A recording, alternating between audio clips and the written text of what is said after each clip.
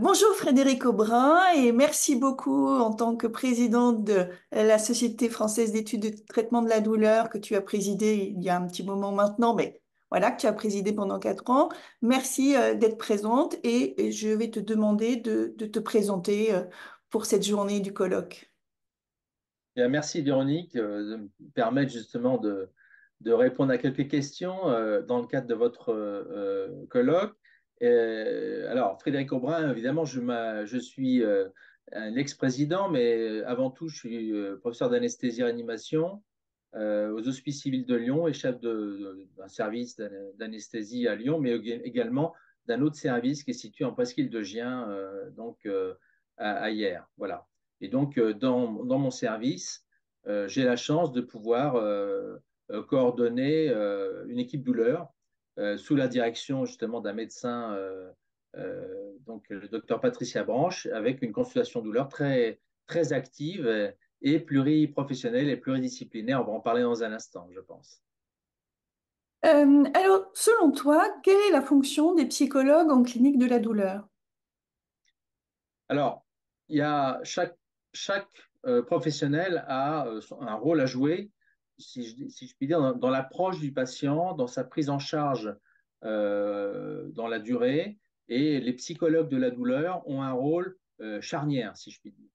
Il est absolument acquis dans l'organisation de la SFETD, dans l'organisation des structures douleurs chroniques, il y en a maintenant 400 en France, qu'on intègre une démarche pluriprofessionnelle, pluridisciplinaire dans la prise en charge globale des patients. Et les psychologues de la douleur ont une place essentielle, je le disais à l'instant, pour pouvoir compléter l'action du médecin, compléter l'action des infirmières ressources douleurs et apporter ce plus, je dirais, dans le suivi des patients, dans la prise en charge non médicamenteuse, qui est aussi essentielle et qui est encore une fois complémentaire et parfois alternative à une prise en charge dite conventionnelle. Merci pour ce partage. Et alors, selon toi toujours, qu'est-ce que les psychologues et leurs travaux ont amené en clinique de la douleur? Alors, il y a une réflexion qui est assez large, je dirais, de la part des psychologues. Il y a une réflexion que moi, je qualifierais de sociologique, avec leur expérience collective, puisque vous avez un certain nombre de colloques, de réunions, de congrès, bien sûr, et vous pouvez confronter votre expérience de terrain. Ça, plus l'analyse de la littérature, puisqu'il y a des publications qui sortent dans votre expérience de psychologue clinicien dans le domaine de la douleur. Et tout ceci fait que vous apportez une richesse au fonctionnement des structures de douleur chronique avec votre vision de terrain et votre vision extérieure dans ces colloques que vous fréquentez et cette littérature que vous réalisez ou que vous effectivement lisez de manière régulière. Et ça, c'est important dans, encore une fois, une prise en charge pluriprofessionnelle qui permet, je dirais, d'améliorer la prise en charge et de compléter, encore une fois, parfois des gestes lourds comme l'algologie interventionnelle, mais aussi un suivi peut-être plus attentif, plus attentiste des besoins du patient dans leur cheminement chaotique pour certains depuis de nombreuses années et de leur souffrance tant physique que psychologique. Eh bien, merci beaucoup Frédéric Aubrin et puis à très bientôt. Merci. Bonjour Michel et merci d'avoir accepté de libérer un peu de temps pour nous parler. Peut-être dans un premier temps, tu pourrais simplement te présenter, présenter un peu ton parcours en douleur. Alors, donc, moi, je suis Michel Antériminet, je suis neurologue de base et j'ai rapidement quitté la neurologie pour ne faire que de la douleur, on va dire, pratiquement lors de mon clinica. Et depuis, donc, je me suis consacré à la douleur. Alors, effectivement, une douleur avec une orientation neurologique, bien évidemment, avec la migraine et les douleurs neuropathiques, mais vraiment exclusivement de la douleur. Et donc, j'ai commencé dans le service que dirigeait le docteur Memrampourché à Nice, qu'elle avait créé, et j'ai repris sa suite quand elle a décidé de partir, ce qui fait que depuis maintenant près d'une quinzaine d'années. Je suis donc le responsable du centre d'évaluation et traitement de la douleur du CHU de Nice.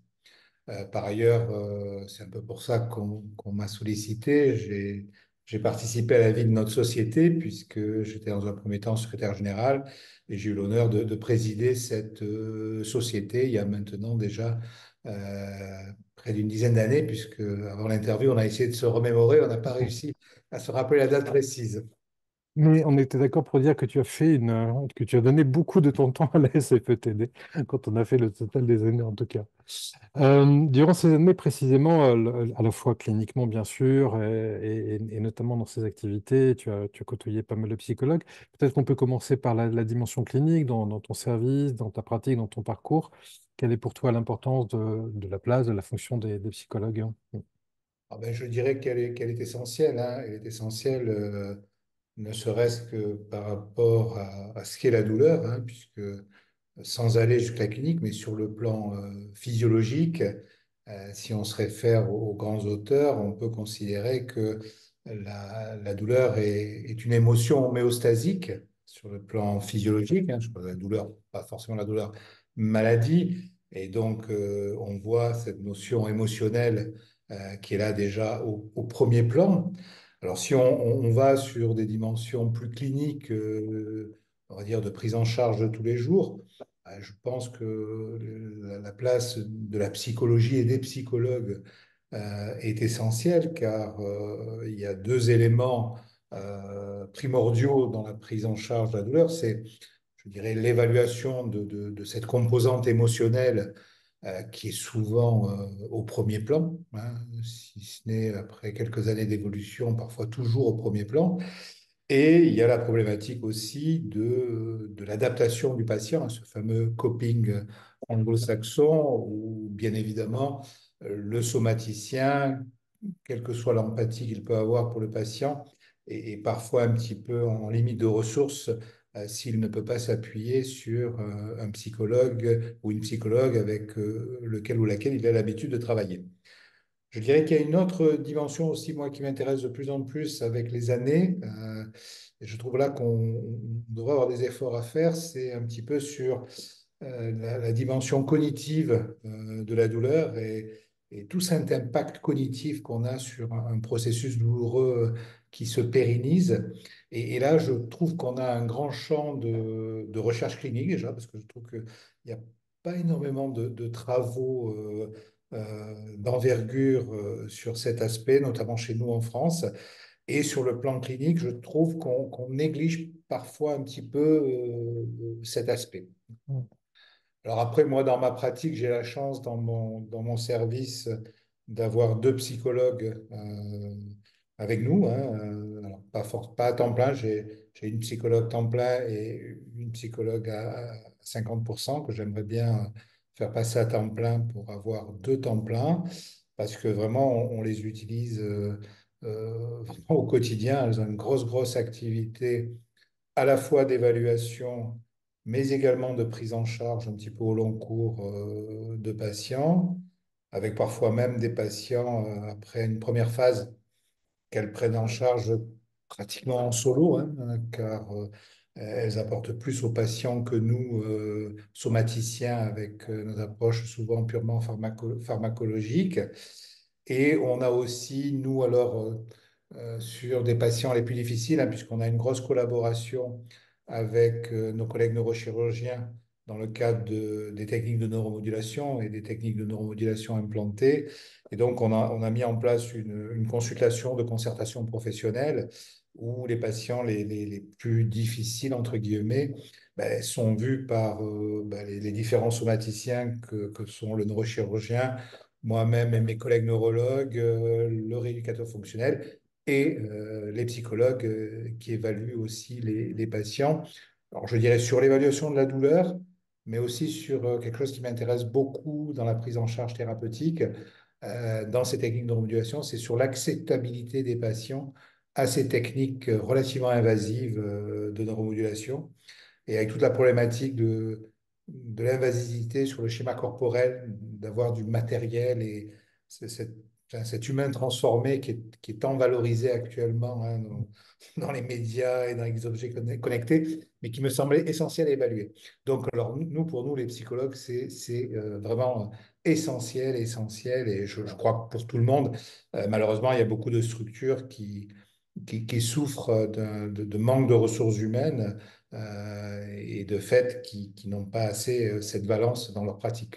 Mm.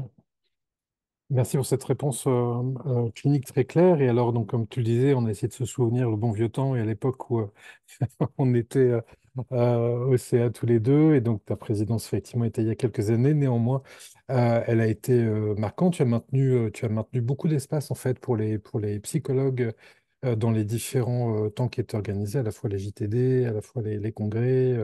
Tu as été particulièrement soutenant. Est-ce que justement sur la place des psychologues dans les structures, dans les sociétés savantes, dans les commissions. Est-ce que pour toi, il y aurait un apport particulier qui est à maintenir? Est-ce que, il peut y avoir des choses qui se singularisent d'une profession à l'autre?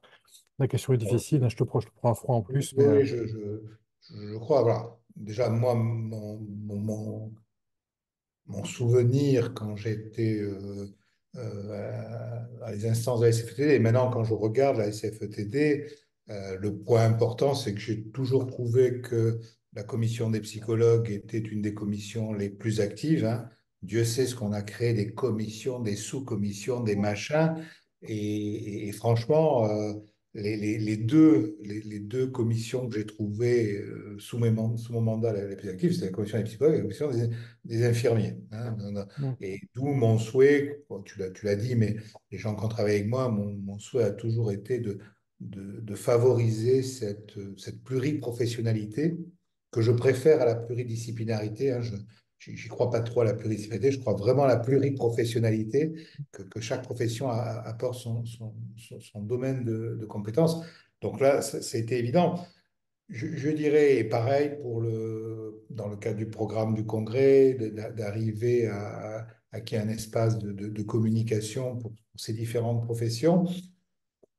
Je dirais que par rapport à mon mandat et encore maintenant, je pense qu'on a encore des progrès à faire et je dirais que les progrès à faire, ils sont à mon avis sur l'interface entre ces différentes professions. Je trouve que parfois, on a tendance un petit peu à se cloisonner, chacun dans son domaine. Alors, ce qui nous lie, c'est notre thématique d'intérêt, la douleur, mais je pense qu'on aurait vraiment intérêt à faire alors peut-être des sous-commissions, à faire des moments au congrès, des sympos, comme vous les organisez, où il y ait peut-être un peu plus d'interface entre les médecins, les psychologues, les infirmiers voir, moi ce qui m'intéresse pas mal, c'est d'autres domaines des sciences humaines, hein. Je pense que les sciences humaines en douleur ont une place essentielle et qui est pas facile à faire accepter aux médecins. Les médecins n'aiment pas trop les sciences humaines, notamment quand les sciences humaines commencent à les observer comme des petits animaux de laboratoire. Le médecin n'aime pas ça. J'ai eu quelques expériences mm, là-dessus assez terribles où je ne me suis pas fait des amis auprès de mes collègues médecins. mm. Bah, écoute, en tout cas, merci beaucoup pour ton regard, à la fois clinique, à la fois en recherche. Merci d'avoir parlé de recherche et puis également par rapport à ton parcours sur la société. Et donc, à bientôt. À bientôt, Antoine.